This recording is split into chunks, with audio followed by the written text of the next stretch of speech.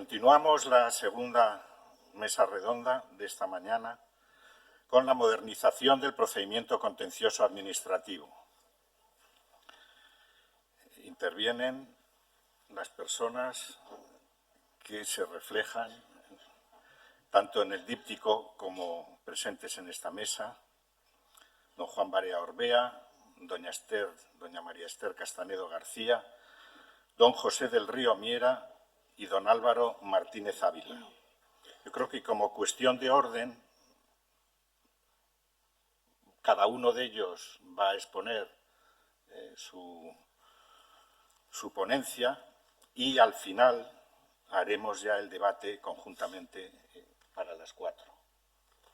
Pienso que es lo mejor y dada la premura de tiempo que tenemos también, porque a las 2:30, creo yo, ¿verdad, Fernando?, está prevista la clausura. Bien, en primer lugar, sobre esta modernización del procedimiento contencioso administrativo y, concretamente, sobre las actuaciones judiciales telemáticas en el procedimiento abreviado de la jurisdicción contenciosa, pues nos va a exponer su parecer y sus criterios, porque, entre otras cosas, pues ha tenido una gran experiencia en el desarrollo de estos juicios telemáticos, don Juan Barea Orbea.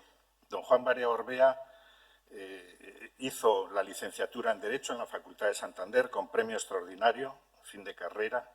Ingresó en la Escuela Judicial con el número 2 de su promoción y es en estos momentos magistrado juez de lo contencioso administrativo número 1 desde el 2011. Ha sido también ponente en varias ediciones de este curso sobre la jurisdicción contencioso administrativa y también forma en el curso de acceso a la abogacía, en el máster, mejor dicho, de acceso a la abogacía que imparte el Colegio de la Abogacía de Cantabria con la materia del procedimiento abreviado. Tiene, por tanto, la palabra en este primer lugar don Juan Barea Orbea. Buenos días. Bien, en primer lugar, agradecer la posibilidad de participar otro año más en estas jornadas, lo que a mí me sirve para profundizar en el estudio de las reformas que van operando, pero también, sobre todo, para saludar a los compañeros de la sala, porque creo que nos vemos de año en año. Bien. El objeto de esta exposición es analizar lo que considero las principales novedades del Real Decreto Ley 6/2023 en el ámbito del procedimiento abreviado. ¿Y por qué en el procedimiento abreviado? Porque es el procedimiento tipo, es el procedimiento que aplicamos día a día en los juzgados del contencioso, en la instancia, que es en la mía, y porque es el procedimiento en el que rige el principio de inmediación. Como yo digo, es el directo y hay que improvisar. Es allí donde van a empezar a surgir los principales problemas con los dos temas que quiero tratar sobre todo, el de las actuaciones telemáticas y el de la presentación de los documentos, especialmente los documentos en papel. Si por razones de tiempo, que prometo ceñirme para que todos podamos intervenir, hay problemas de tiempo, el último de los asuntos, la aportación de documentos, solo la apuntaré. Bien, y para tratarlos quiero comenzar haciendo referencia a un caso que tuve antes de la pandemia. Se trataba de un procedimiento abreviado y un letrado de Andalucía, y solicitó poder celebrar el juicio a distancia. Bien, yo nunca me había encontrado con una petición así. Digo, antes de la pandemia. Hasta entonces lo que teníamos era un juicio normal con actuaciones concretas dentro de ese procedimiento por videoconferencia. Es decir, alguna de las partes, un interrogatorio, peritos o testigos, solicitaban hacerlo a través de videoconferencia. ¿Y en qué consistía eso? Pues admitida esa práctica, se remitía un exhorto al juzgado del domicilio de esa persona era citada ese día del juicio en ese otro juzgado, se identificaba ante personal judicial y a través de medios telemáticos de los dos juzgados se conectaba en el momento de mi juicio. Pero aquí lo que solicitaba este letrado era otra cosa, era poder celebrar el juicio a distancia y además no concretaba cómo. Bien, mi respuesta fue que no. Y ello con las normas que había vigentes en ese momento, especialmente el único artículo que podía regular esta materia, el 229 de la Ley Orgánica del Poder Judicial, porque el 230 regula otra cosa y la Ley 18/2011 pues nunca llegó a completarse, a pesar de la disposición final tercera que ordenaba al Gobierno regular de forma íntegra el tema de las actuaciones por medio de videoconferencia. Esta ley, pues esto se ha regulado con el Real Decreto Ley que precisamente deroga la Ley 18/2011. Bien, esta decisión que tomé de no admitir esa actuación a distancia del letrado, es que ni siquiera me planteé la posibilidad de que pudiera hacerlo por videoconferencia. Claro, cambió radicalmente con la pandemia, como todos sabemos. En ese momento se dicta el Real Decreto Ley 16/2020, cuyo artículo 19 establecía con carácter preferente las actuaciones telemáticas, cuestión que después recogería el artículo 14 de la Ley 3/2020. Hay que tener en cuenta que este artículo 14 ha estado en vigor, conforme a la disposición transitoria segunda, hasta el acuerdo del Consejo de Ministros de 4 de julio de 2023, hasta el año pasado, y el acuerdo de la Comisión Permanente del Consejo General de 7 de julio de 2023, que nos daba instrucciones ya para dejar de aplicar las medidas de naturaleza procesal que se habían adoptado durante la pandemia. Bien, con estos artículos, que simplemente nos remitían a la actuación telemática, empezamos a celebrar lo que se llaman los juicios telemáticos y muchos echábamos de menos una regulación de naturaleza procesal. Hasta tal punto es así que tuvo que ser el Consejo el que dictara una guía de buenas prácticas, la guía de celebración de actuaciones judiciales telemáticas y su anexo, para que pudiéramos intentar unificar prácticas o pues no incurrir en nulidades. Y con esto empezamos a trabajar, a actuar, pero a través de otro tipo de procedimientos, las aplicaciones para las llamadas actuaciones telemáticas. Es más, según informaciones periodísticas, al parecer, el Juzgado de lo Contencioso número 2 de Santander fue el primero de la historia en celebrar íntegramente un juicio telemático en España. Bien, esta cuestión de la falta de una normativa procesal en la materia, pues viene a ser suplida ahora con el Real Decreto Ley. Si bien, para mí, existe una duda de entrada. En el momento en que lo leí, me surgió una duda. Si en relación a estas actuaciones telemáticas, el legislador estaba regulando o no de la misma manera lo que llama presencia telemática y lo que llama actuaciones por videoconferencia, como después diré. Bien, en todo caso, con el nuevo Real Decreto Ley nos vamos a encontrar con 4 escenarios. Los juicios presenciales, como los hemos entendido hasta ahora, en la sede judicial, ya sea íntegro o a través de que alguna de las actuaciones se sigan realizando por videoconferencia, es decir, un juicio presencial, pero que algunas de las partes soliciten hacerlo por videoconferencia desde otras sedes judiciales. El supuesto 1, el supuesto 2 es este que acabo de decir, el tercero será el juicio telemático a través de esas aplicaciones para telellamada, acceso a las que luego me referiré, y finalmente lo que durante el periodo de pandemia llamamos las vistas mixtas, aquellas en las que unas partes están presentes delante del tribunal y otras lo van a hacer por videollamada. Bien, esta regulación, en el ámbito del procedimiento abreviado del contencioso administrativo, no la vamos a encontrar en la Ley de la Jurisdicción Contenciosa. Habrá que acudir a las disposiciones del nuevo Real Decreto Ley y de la Ley de Enjuiciamiento Civil. Es más, el artículo 78 ni siquiera se ha reformado, y ni siquiera se ha reformado para modificar el nombre de secretario judicial. ¿De acuerdo? Bien. El primer aspecto que quería tocar era el de las actuaciones no presenciales. Hay que acudir al título 4 y es la ley la que utiliza esta denominación, actuaciones no presenciales. La primera duda que me ha saltado es si el legislador está regulando 2 tipos de actuaciones no presenciales, o solo uno: la presencia telemática y la presencia por medio de videoconferencia. Esto ya lo he hablado con otros compañeros y algunos dicen, no, bueno, es lo mismo. Yo no estoy tan seguro. Yo no estoy tan seguro de que sea lo mismo. ¿Y por qué? Bien, el artículo 59 regula la atención y servicios no presenciales y comienza diciendo que esa atención a ciudadanos y ciudadanas se realizará mediante presencia telemática, por videoconferencia u otro sistema similar. Apunta a una diferenciación entre esas 2 formas de actuación no presencial. El artículo 60 regula la identificación y firma y se refiere exclusivamente a la videoconferencia.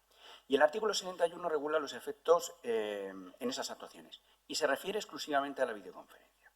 Es el artículo 62 el que, al regular los puntos de acceso seguro y lugares seguros, alude por primera vez a la presencia telemática. Por lo tanto, parece que el artículo 59 distingue 2 cosas dentro del concepto general de actos no presenciales: la presencia telemática y por videoconferencia. Artículos 60 y 61 se refieren a la videoconferencia y el artículo 62 a la presencia telemática. ¿Y cuál es el posible sentido de esta distinción? Pues para eso he introducido el ejemplo o el caso que he indicado antes.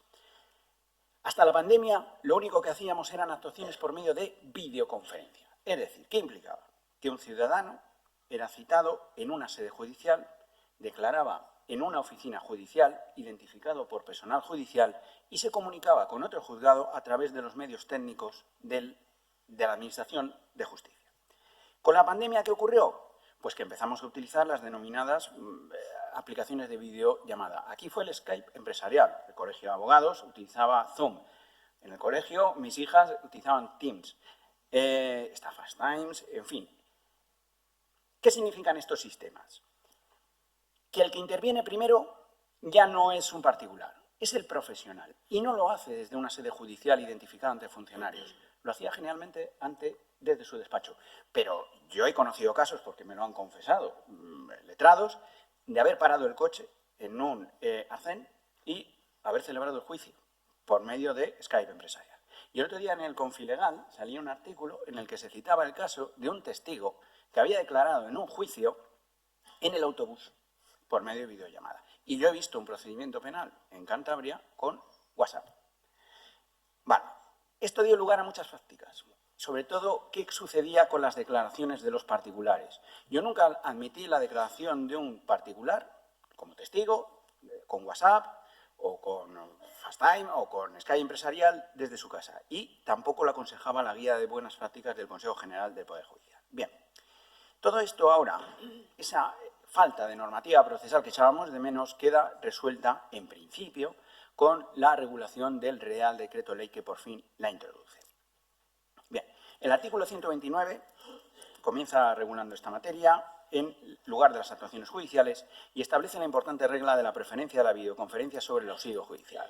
Antes lo comentaba, todavía hasta hace apenas un mes he tenido que practicar un exhorto, pues del Tribunal Supremo, lo voy a decir, para que yo tomara declaración a un testigo en un pleito de primera instancia, instancia única en el Tribunal Supremo. Es decir, los magistrados, en vez de solicitar una videoconferencia con ese testigo, cumplir el principio de mediación, me piden que lo haga yo.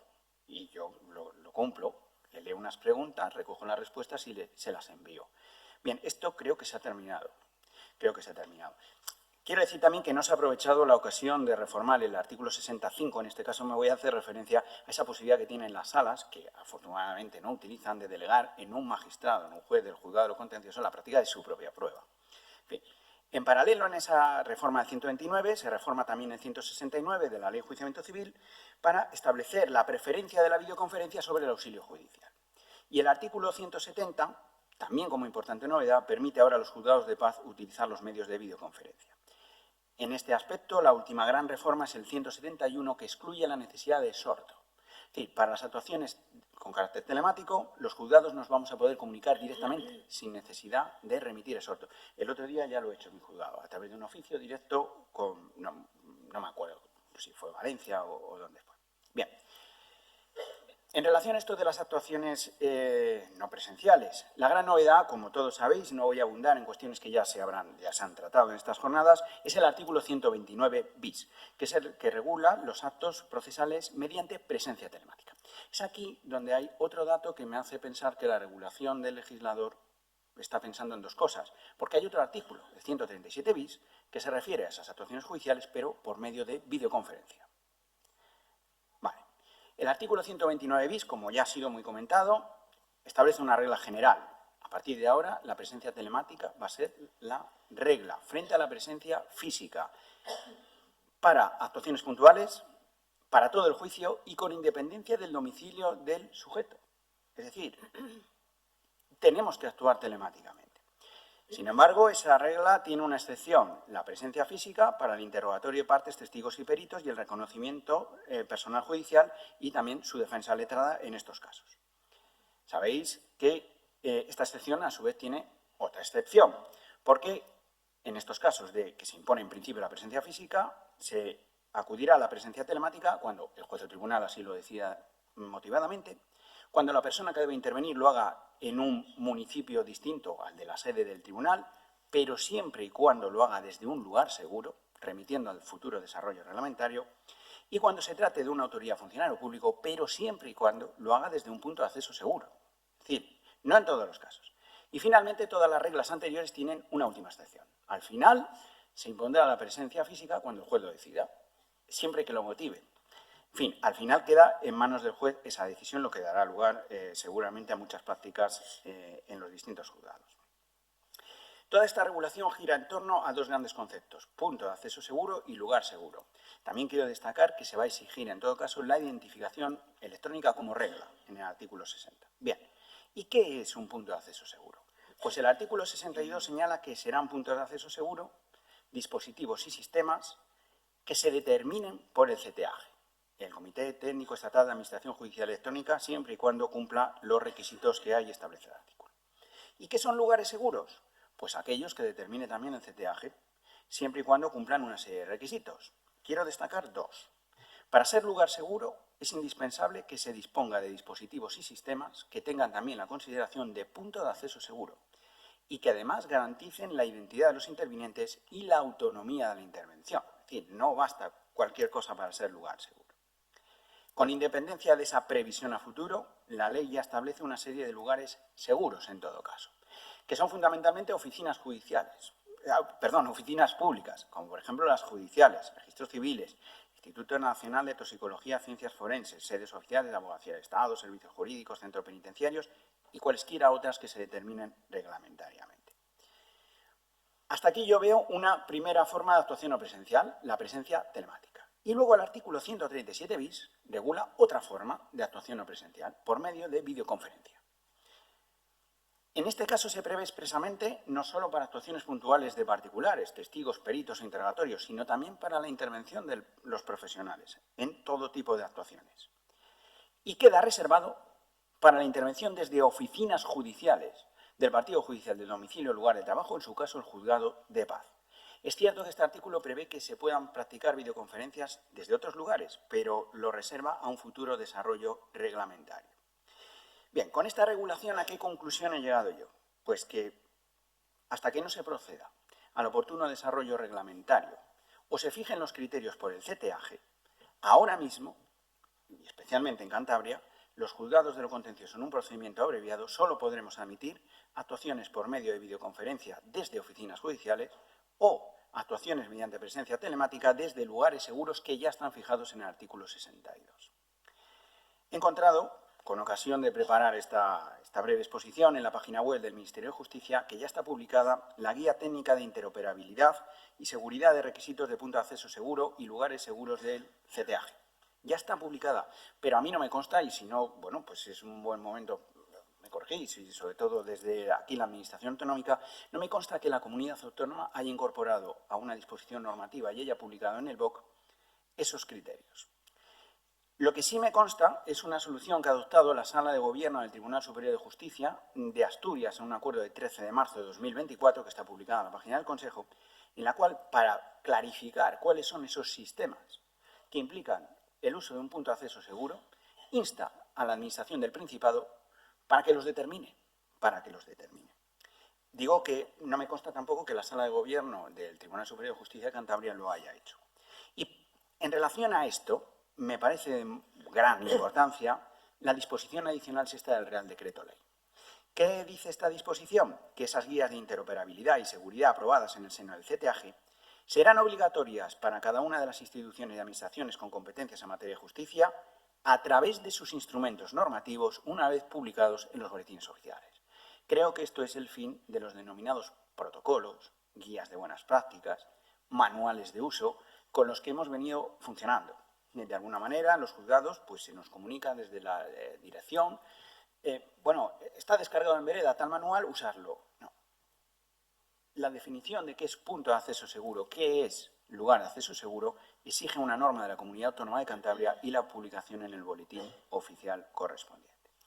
Hasta aquí el primer aspecto. El segundo aspecto con el que nos estamos encontrando ya a día de hoy, porque el primero se refiere, yo ya estoy recibiendo peticiones del juzgado para actuar por medio de presencia telemática. Es decir, ¿qué quieren los letrados? Volver a intervenir por Skype empresarial desde sus despachos. Y por ahora la respuesta está siendo que no, porque todavía no están desarrollados esos puntos de acceso seguro. El segundo problema que tenemos, la presentación de documentos, sobre todo la presentación de documentos en papel en el acto del procedimiento abreviado. Bien, ¿qué sucede? Pues que la reforma tanto de la Ley de Enjuiciamiento Civil como en relación al Real Decreto Ley está pensando en otra cosa, la presentación de documentos electrónica y en actos telemáticos. El artículo 273 se refiere a la videoconferencia, el 273 de la Ley de Enjuiciamiento Civil es el que impone la obligación de los profesionales de presentar los documentos electrónicamente. Profesionales y también el resto de personas del apartado tercero y otras que, sin estar obligadas, hayan elegido este medio.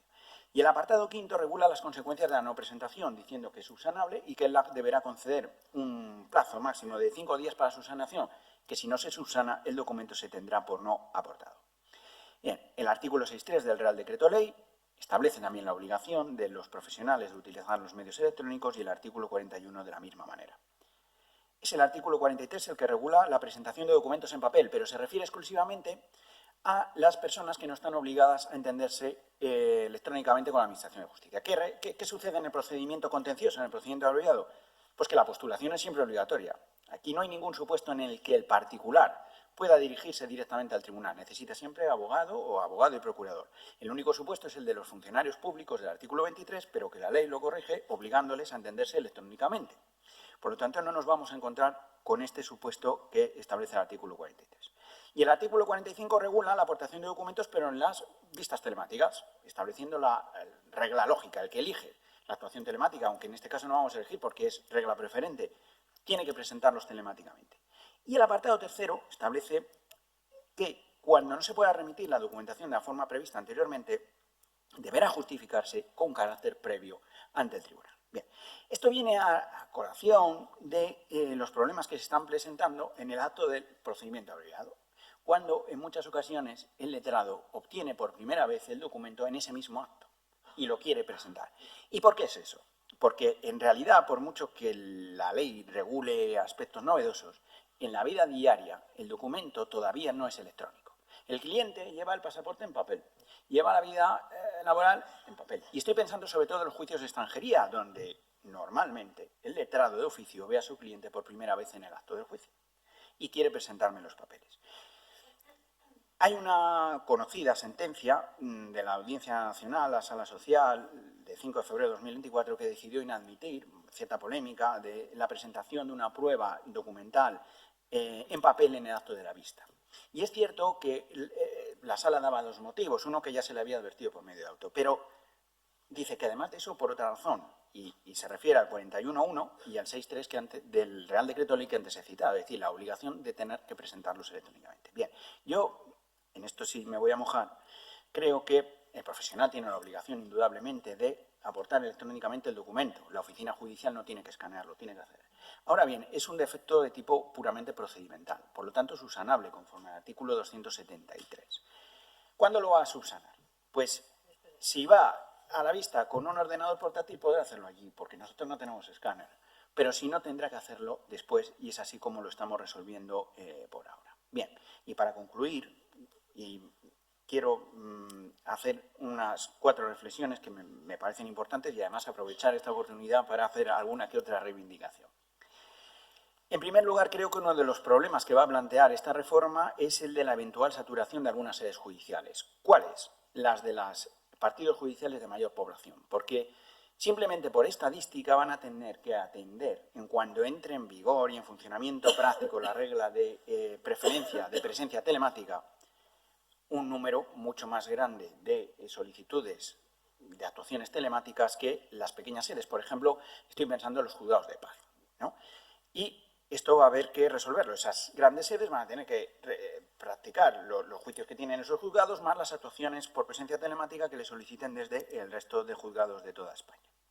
En segundo lugar, en la gestión del tiempo dedicado a esas actuaciones que ya está pasando ahora. Yo, en el procedimiento abreviado, me ha sucedido, sobre todo, eso es, con grandes ciudades, Madrid, Barcelona, Valencia, que, claro, no, y yo tengo una hora, me dicen, a las 9:30 juicio, a las 10. Y entonces llego a la práctica de la prueba del testigo a las 10:15. Me dicen, no, es que la sala ya ha sido ocupada por el siguiente juicio. Ahora tienen que esperar. Yo no puedo esperar y el letrado tampoco. Y he tenido que suspender. Eso creo que va a haber que arreglarlo. El tercer problema será el de la interoperabilidad. Es decir, aquí cada administración, cada juzgado, cada comunidad autónoma tiene un sistema distinto que hay que poner en relación, porque también hemos tenido problemas de suspensiones por no poder conectarnos. Y finalmente voy a aprovechar para hacer una reivindicación, la que siempre hago desde hace muchos años en el informe que presentamos para la elaboración de la memoria anual, y es la necesidad de que todas las sedes judiciales en Cantabria cuenten con personal especializado en materia informática y audiovisual. Yo lo que no puedo esperar es a mañana a que me solucionen el problema, porque ya he suspendido el procedimiento. Y creo que hasta que no resolvamos estos problemas no podremos abordar pues, la siguiente cuestión esencial, de la cual ya se habló en la última ponencia el día de ayer, la incorporación de la inteligencia artificial al funcionamiento de la Administración de Justicia, que no me cabe duda que va a ser el tema estrella en futuras ediciones de este curso. Y bueno, pues hasta ahí, Rafa, ya no tengo más que contar.